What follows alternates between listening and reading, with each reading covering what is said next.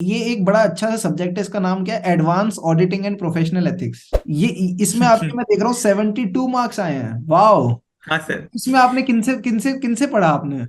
O my god, बड़े ही अच्छे फैकल्टी है, मैंने सुना है बड़ी हाँ नामी हाँ, जामी फैकल्टी है ये। खुशी से पढ़ेंगे। तभी आगे बढ़ेंगे।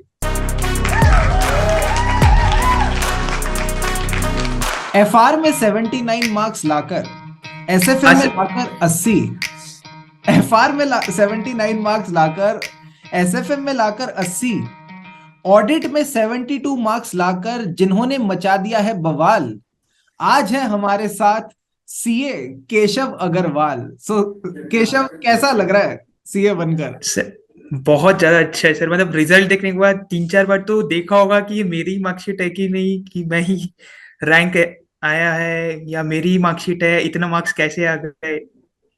राइट। तो और उसके बाद जब पता चला कि भाई ऑल इंडिया रैंक भी आ गई है, मतलब ऐसा लगता है ना सोने पे सुहागा। तो क्या आपने एक्सपेक्ट किया था कि आपकी ऑल इंडिया रैंक आएगी? नहीं सर, फाइनल में तो एकदम भी एक्सपेक्ट नहीं किया था कि रैंक आएगी। ये था कि क्लियर हो जाएगा।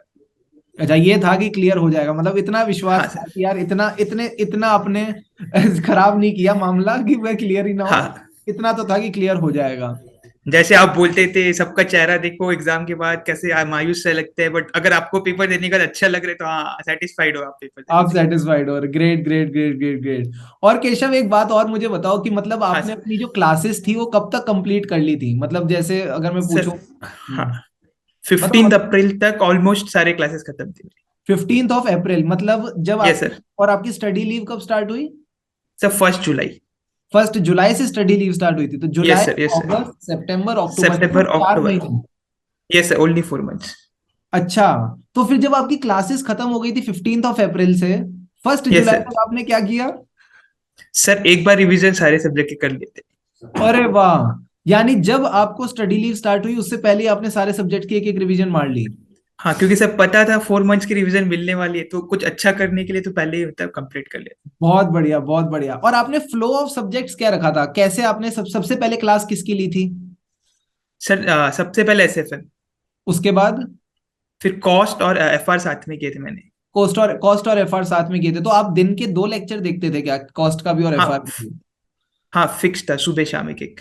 क्या बात कर रहे हो! और उसके साथ साथ उसके बाद फिर क्या लिया? Audit law?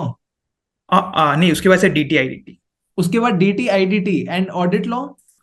फिर लास्ट में ऑडिट लॉ लिया था। लास्ट में ऑडिट लॉ? तो मेरे हिसाब से लगता है, माय लॉर्ड, ये बात पे गौर किया जाए, जितने भी बच्चे वीडियो देख रहे हैं, जनरली बच्चे क्या करते हैं, ऑडिट लॉ पहले लेते हैं, डीटी आईडीटी बाद में लेते हैं। बट आई हाँ think sir. Did a very clever thing by taking audit and law towards the end, ताकि वो आपके दिमाग में याद रहे। हाँ, थोड़ा मेमोरी याद रहे sir. Awesome awesome awesome awesome. अब मुझे एक बात और बताओ, हाँ जब सर। आपने ये क्लासेस करी, एफआर की हाँ करी, सर। एफएम की करी, लेट से कॉस्टिंग की भी करी, तो जो हाँ टीचर सर। होमवर्क देते थे वो होमवर्क आप करते थे क्या?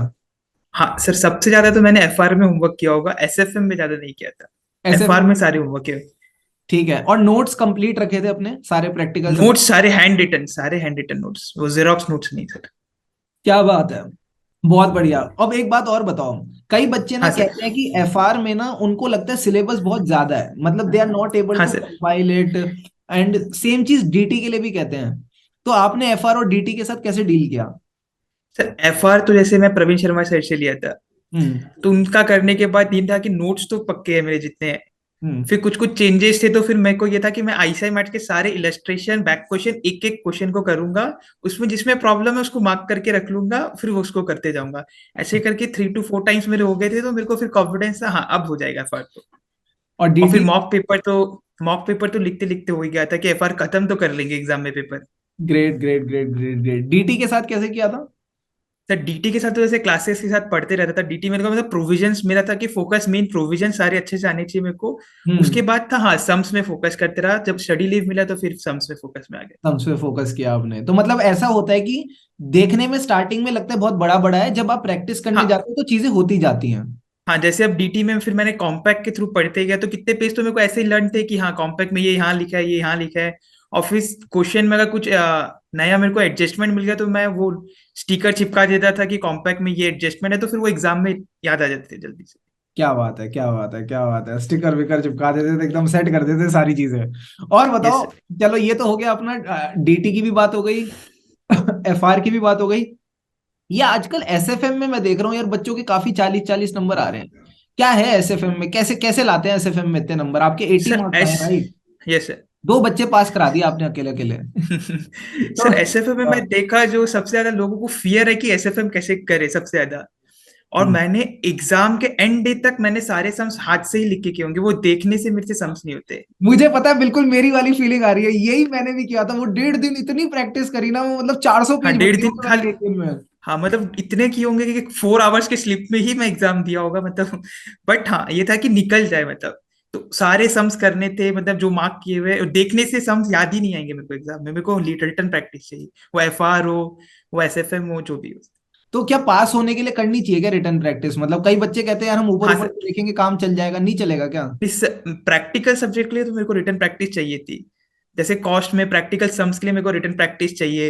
हम्म। मतलब थ्योरी में मेरे को एडजस्टेबल है कि मैं नहीं भी रिटर्न लिखूंगा तो मैं कर लूंगा थ्योरी में। कॉस्टिंग में एक बात बताओ, आजकल ना कई हाँ सारे सर। बच्चों को ना एक छोटी सी चीज डाइजेस्ट नहीं हो रही, वो है केस स्टडी हाँ डाइजेस्ट। सर। सर मैंने तो जैसे सब कुछ किया था कॉस्टिंग में, मेरे को भी बहुत डर था कि कॉस्टिंग में कैसे होंगे पेपर। तो कॉस्टिंग में मैंने सबसे ज्यादा फोकस किया कि मॉक पेपर प्रीवियस पेपर कैसे आ रहे हैं और मैं कैसे अटेम्प्ट कर पा रहा हूँ उस चीज में। तो मैं अपने आंसर्स को देखता था, फिर मिलाता था कि मैं कहाँ मिस्टेक कर पा रहा हूँ, थ्योरी में क्या आईसीआई चाह रही है और क्या मैं दे पा रहा हूँ। उसमें बहुत फोकस रखता था। तो आपको फर्क पड़ता था कि मतलब आईसीए क्या चाह रही हाँ है? मेन तो सर मॉक ये सब बहुत हेल्प किया था, प्रीवियस अटेम्प्ट पेपर ये सब बहुत किया great great great great great. चलो, कॉस्टिंग का भी आपने बता दिया कि मतलब बहुत सारी प्रैक्टिस करनी पड़ती है। कॉस्टिंग की थ्योरी था। के साथ कैसे डील करते थे? कई सारे बच्चे थ्योरी को लेके परेशान है, कॉस्टिंग की क्या क्या करना है? सारी थ्योरी रट्टा लगानी है स्टडी मटेरियल से? सर पॉइंट्स तो मेन रट्टा लगाने पड़ते थे कि जैसे पॉइंट्स को तो याद रखना ही पड़ेगा, आपका सेकंड ऑप्शन कोई है ही नहीं। उसके अच्छा। बाद जो अंदर है उसको आप केस स्टडी से मिला के रिलेट करके आप एक्सपैंड कर सकते हो, बट आपको पॉइंट्स तो याद रखने ही पड़ेंगे, सेकंड ऑप्शन नहीं है। और ये था कि सीए फाइनल निकालना है तो एक बार कर लो, इससे बेटर नहीं बार बार करने से बेटर तो। हाँ हाँ हाँ, क्या मस्त, क्या क्या क्या क्या उच्च उच्च उच्च विचार है स्वामी जी आपके, कि एक बार कर लो, बार बार करके हमको मजा नहीं आएगा। Very good. Now Keshav, let's talk about the हाँ subject called audit and law. ये जो दो प्यारे प्यारे नन्हे मुन्ने मजेदार सब्जेक्ट्स है ना, ये इन्होंने भी काफी परेशान कर रखा है सीए फाइनल के बच्चों को। हाँ तो बहुत। एक एक करके बात करते हैं। पहले आपने क्या पढ़ा? हाँ ऑडिट सर। पढ़ा था या लॉ पढ़ा था कोचिंग में? कोचिंग में से सबसे पहले लॉ पढ़ा था। लॉ पढ़ा था। तो लॉ में जब हाँ आप सर। क्लासेस देख रहे थे तो एक बात बताओ, कैसे हाँ कैसे देखनी चाहिए? What should be the ideal way to watch the law classes? Sir जैसे मैं सिद्धार्थ सर की क्लासेस करता था तो उनके क्लासेस में क्या है ना सर, उन कंसेप्चुअल क्लैरिटी बहुत अच्छी उनकी। तो मैं उसमें बहुत अच्छे से फोकस था कि कंसेप्ट्स मेरे सारे क्लियर थे। अब मैं नोट्स बना के अपने करता था कि कहीं पे मार्क कर लिया कि कैसे शॉर्ट करके एग्जाम में वो कर सकूं। बस कहीं ना कहीं मेरे लॉ में थोड़े कम आ गए कि मैं थोड़ा डर गया था पेपर में लेके। हाँ। तो इस चक्कर तो में क्या मेरे क्या वो हो क्या गए थे लगता है, लॉ में। क्यों क्यों नंबर कम आए? कितने नंबर आए? कम किसको बोल रहे हो आप? 45? अच्छा, हाँ ठीक है। 45। जहां हम 80-80 नंबरों की बात करें उसके कंपैरिजन में हाँ। कम, राइट? हाँ ठीक है। तो वहां आपको क्या लगता है कि वेयर डिड यू लैक, कहाँ कहाँ कमी छूट सर गई? मैं एग्जाम में पैनिक हो गया था ज्यादा कि पेपर थोड़े से हार्ड आ गए थे, तो मतलब थोड़ा ज्यादा पैनिक हो गया था, उस चक्कर में मेरे पेपर खराब हुए थे लॉ। राइट, तो पैनिक नहीं होना है, पेपर चाहे कैसा भी आए। पैनिक। थोड़ा सा अपने आप को आत्मविश्वास रखो कि हाँ तुम एक अच्छा तो कर। सब बोल रही थी कि तीनों पेपर इजी है, चौथा तो हार्ड आएगा, तो वो ज्यादा और पैनिक हो गया कि अब तो लॉ। ये ना ये सब बड़े गलत लोग होते हैं, मैंने ये चीज देखी है। ये सब लोग अपना ना काम बड़ा जल्दी खराब करते हैं। Very good. Not talking about, ये एक बड़ा अच्छा सा सब्जेक्ट है, इसका नाम क्या है? Advance auditing and professional ethics. Six. ये इसमें आपके मैं देख रहा हूँ 72 मार्क्स आए हैं, वाओ। हाँ सर। इसमें आपने किनसे किनसे किनसे पढ़ा आपने? Sir Shubham Keshwani sir. Oh my god, बड़े ही अच्छे फैकल्टी है, मैंने सुना है बड़े नामी हाँ जामी फैकल्टी है ये।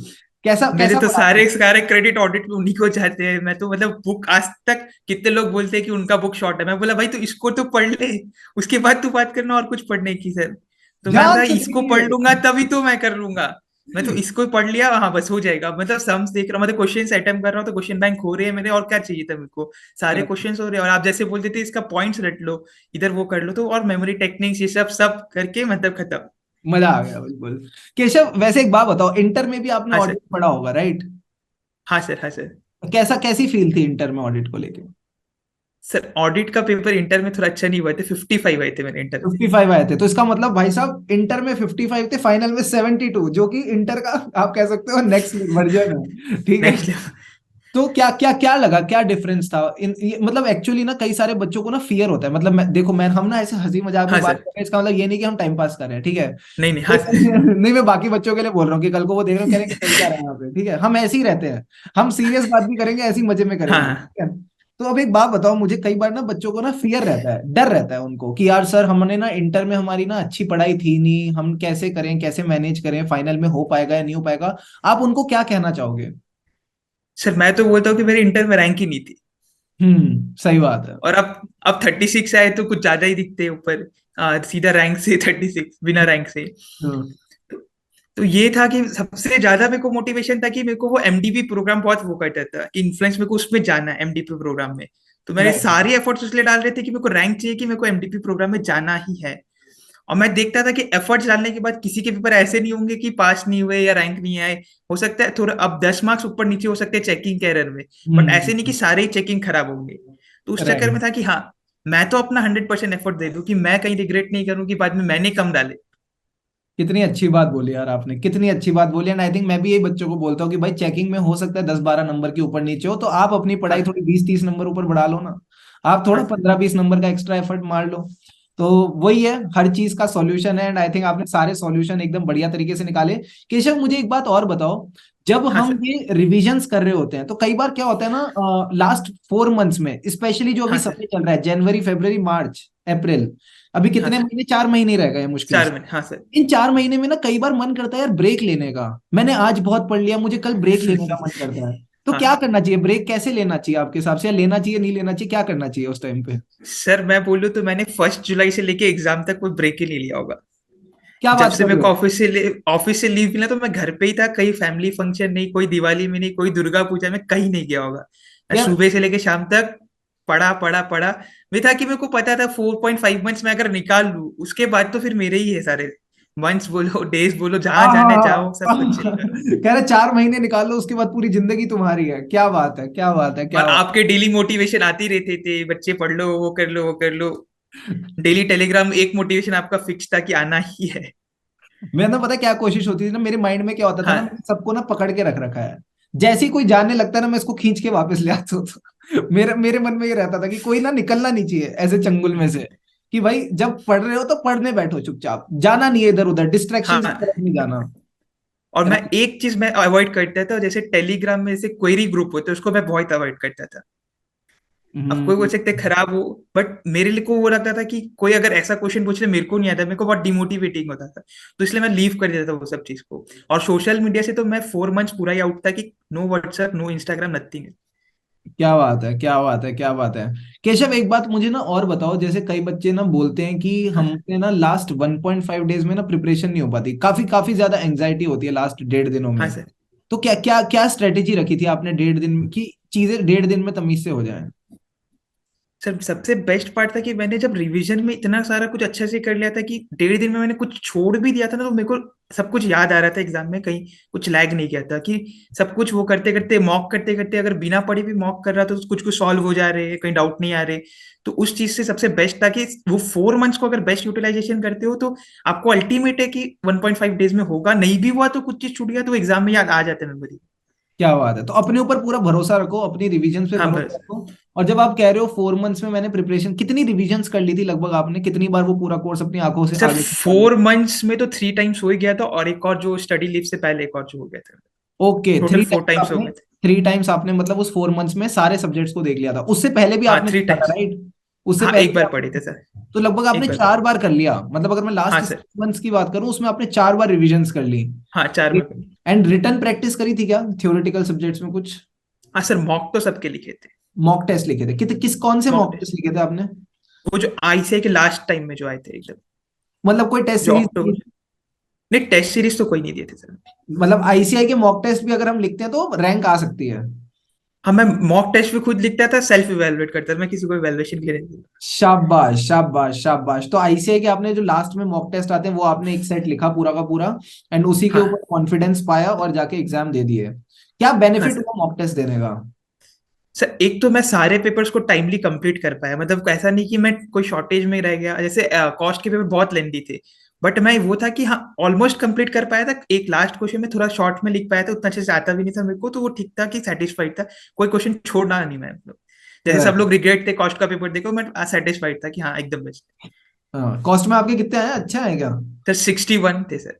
ऑसम भाई साहब, कॉस्टिंग का पेपर जो बच्चे देख रहे हैं, जिनको नहीं पता माहौल का क्या ख्याल है, जो ग्रुप टू का रिजल्ट इस बार डाउन गया है वो कॉस्टिंग और डीटी की वजह से ही डाउन गया है। हाँ एंड सर। उसमें अगर आपके 61 मार्क्स आए तो that good credit goes to your hard work, जो आपने मेहनत करी है कॉस्टिंग से पहले। और दूसरा एक बात और बताओ, जैसे आपने कहा कि मैंने मॉक टेस्ट दिए तो कहीं ना कहीं मेरा वो पेपर टाइमली कंप्लीट हो जाता था। हाँ सर। बस आपको क्या ऐसा भी लगा कि मतलब वो 15 मिनट्स जो थे और जो पेपर क्वेश्चन चूजिंग थी वो इम्प्रूव हाँ हुई थी सर। क्या मॉक टेस्ट देके? हाँ सर, ये सब तो बहुत ज्यादा होता है कि आपको एक पता भी चलता है पेपर पैटर्न क्या है, आपको कैसे अटेम्प्ट करना है, कौन से क्वेश्चन से आपको स्टार्ट करने से कॉन्फिडेंस अच्छा आता है, ये सब आपको मतलब यहीं पे एक एक्सपीरियंस हो चुका होता है। वहां पे एक और आपका टेस्ट चल रहा होता है, एक तो आपने दे ही चुका ऑलमोस्ट। तो यार आपको कभी ऐसा नहीं लगा मैं मॉक टेस्ट दूंगा इतने इसमें मेरा टाइम वेस्ट हो जाएगा, इससे बेटर है कि मैं कुछ पढ़ लेता हूँ? सर मॉक टेस्ट देने से एक वो होता है कि आप जैसे सारे चैप्टर्स के क्वेश्चन एक तरफ मिलते हैं, तो आप ये टेस्ट कर पाते हो कि आपके ब्रेन में रियलाइजेशन हो रहा है कि नहीं सारे चैप्टर्स का एक बार में। ग्रेट यार, मतलब पता है पॉइंट क्या है ना, ये सब चीजें देखो मैं जानता हूँ, पर जिस तरह से मैं आपसे पूछ रहा हूँ ना, ये सारे छोटे बच्चे जो होते हैं ना, जिनका जिन जो जो जा रहे हैं देने से ये फाइनल, उन सबके मन हाँ में ये होता है कि सर मॉक देने का ना कोई फायदा नहीं है, टाइम वेस्ट होता है, मॉक देने कोई पॉइंट नहीं है, आप ना इससे अच्छा रिवीजन कर लो किसी चीज की। उनको नहीं पता कि हर चीज की अपनी एक वैल्यू होती है। हाँ प्लस सर। आपने बोला कि अब आपने क्वेश्चन बैंक भी सबके कर लिए, आपने स्टडी मटेरियल भी ओवरऑल एक लेवल पे अच्छे से कवर कर लिया, एंड सारी चीजें एकदम अच्छे से हो गई। फिर भी क्या एग्जाम देने से पहले थोड़ी एंग्जाइटी थी? जब पहले एग्जाम हम देने जाते तो एक थोड़ी एंग्जाइटी होती है ना कि कैसा जाएगा क्या हाँ जाएगा। सर। सर डर तो बहुत रहता था, एंजाइटी रहती थी कि कैसा होगा नहीं होगा, हम्म। फाइनल्स है मतलब बस निकल जाए, कैसे ही निकल जाए 400 ही आ जाए, ऐसा रहता है कि हाँ बस निकल तो जाए निकल वो जाए। आप एंग्जाइटी और स्ट्रेस के साथ कैसे डील करते थे जो बीच बीच में होती है पढ़ाई करते वक्त? सर एक तो जनरली मेरे को ना शॉर्ट नैप्स लेने से थोड़ा एंजाइटी रिलीफ कम होती थी, हाँ कि नैप ले लिया, उसके बाद फिर पढ़ने बैठ जाता जनरली, ओके। या किसी और किसी फ्रेंड से बात कर लिया मतलब। ग्रेट, शॉर्ट नैप्स हो गए, फ्रेंड से बात हो गई, और भी कुछ करते थे तुम? डांस करते थे, गाना गाते थे कुछ, नहीं फैमिली के नहीं साथ वैसा बात, तो नहीं करता। हाँ फैमिली के साथ तो टॉकिंग होती थी सर। फैमिली के साथ बातें बातें करते थे? Do you use to do some exercise, yoga, something like that, ऐसा कुछ कभी कभी नहीं कुछ? सर योगा तो नहीं करता था, आप बहुत मोटिवेट करते थे उसके लिए, बट मेरे से होता नहीं था ये योगा। नहीं कोई बात नहीं। और मतलब मैं, वॉकिंग वॉकिंग कर लेता हाँ था बट मैं वही योगा नहीं पूछने होता वाला था। था। तो वॉकिंग के लिए कब जाते थे, ऐसे मॉर्निंग इवनिंग कैसे? सर खाना खाने के बाद चला जाता था नीचे, टहल लेता था थोड़ा देर डिनर करने के बाद। Great great great great great. तो आई थिंक ये बहुत इंपॉर्टेंट चीज है। और शॉर्ट नैप्स की ना एक बार डेफिनेशन बताना, बिकॉज कहीं पता चले ये शॉर्ट नैप्स को 1 घंटा बैठ के समझ जाए ना तो सारे बच्चे सोते रहेंगे, फिर कहेंगे सर रैंकर भैया नहीं बोलते थे। सर, जनरली मैं मतलब 5 o'clock या 5:30 में सोता था, और 6 मतलब 6 में उठना ही है, मतलब कैसे ही उठना है, मतलब वो तो शाम को आप एक उससे डेढ़ कोई घंटे कॉम्प्रोमाइज। के लिए, 1 घंटे के लिए मान लो शाम को आप हाँ आधे मतलब, घंटे के लिए। हाँ मैं मतलब लेट नाइट पढ़ता था तो मेरे को चाहिए था सर कि मतलब आधा एक घंटा चाहिए। अच्छा, लेट नाइट पढ़ने वाला इंसान हो, चलो इसके बारे में भी बात कर लेते हैं। So what was your routine, study routine क्या था? सर 4:30 to 5 तक मैं पढ़ता था सुबह, अच्छा, और उसके बाद 10 o'clock मैक्सिमम उठ जाता था। 10 AM आप उठ जाते थे? तो भाई साहब जितने भी नाइट हाँ आउल्स हैं तुम लोगों के लिए आई थिंक ये इंस्पिरेशन आ गई है कि रैंक भी आ जाती है। तो क्योंकि मैं ना बिल्कुल उल्टा हूँ, मुझे लगता है हाँ ये तो टाइम ही नहीं है, ये तो टाइम कैसा टाइम है ये। बट ठीक है, it was working for you and हाँ it sir. Worked for you, तो that is again amazing. And last में अगर आप कुछ भी अपनी तरफ से कुछ कहना चाहोगे कि something that worked for you and you want to advice these people, क्या लगता है रैंक के पीछे क्या आपको लगता है इंटर से फाइनल के बीच में व्हाट वाज द डिफरेंस हाँ that sir. Actually got your rank? Sir सबसे इंपॉर्टेंट है कि ना एक मैट में हम लोग को स्टिक रहना चाहिए, जैसे एक ही मैट लिया तो उसी को ही पढ़ना चाहिए फर्स्ट डे से लास्ट डे तक, क्योंकि अगर हम लोग चेंज करते रहते हैं तो ये बहुत प्रॉब्लम क्रिएट हो जाता है, पैनिक हो जाते हैं हम लोग, कर नहीं पाते। तो इस चक्कर में लोग को मैं देखा हूँ कि मतलब नहीं क्लियर हो पाती, बहुत प्रॉब्लम आ जाते हैं। तो एक मैट जो यूज कर रहे हैं सबसे इंपॉर्टेंट है कि वही मैट यूज करना चाहिए।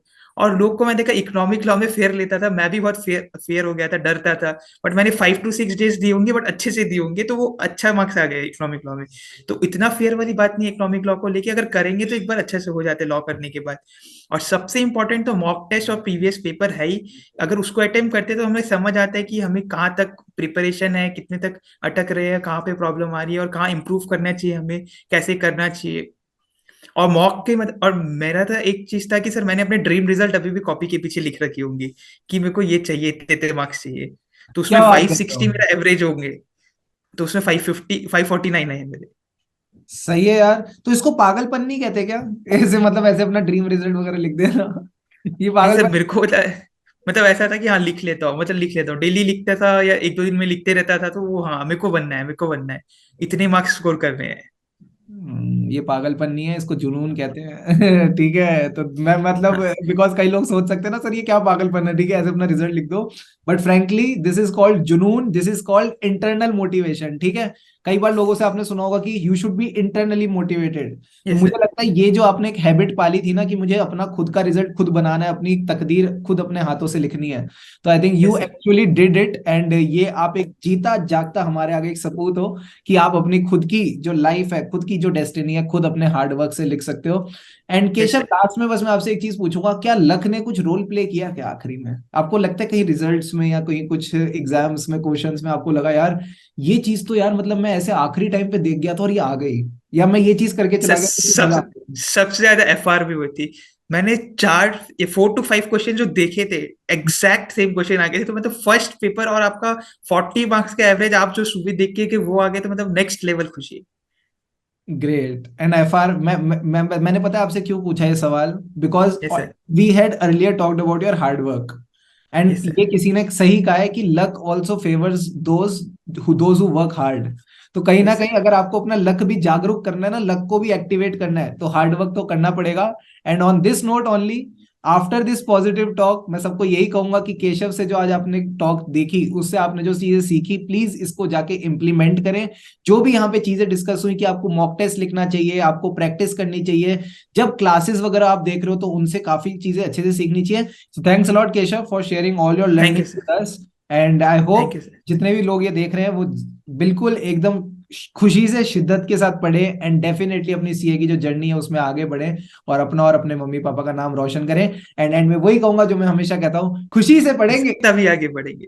क्या बात है, क्या बात है। Thanks a lot Keshav, have an thank you awesome sir, journey ahead. Thanks a lot everyone for thank you watching. Sir. Do give a like, share this video with your friends, and yeah, subscribe the channel for more such videos.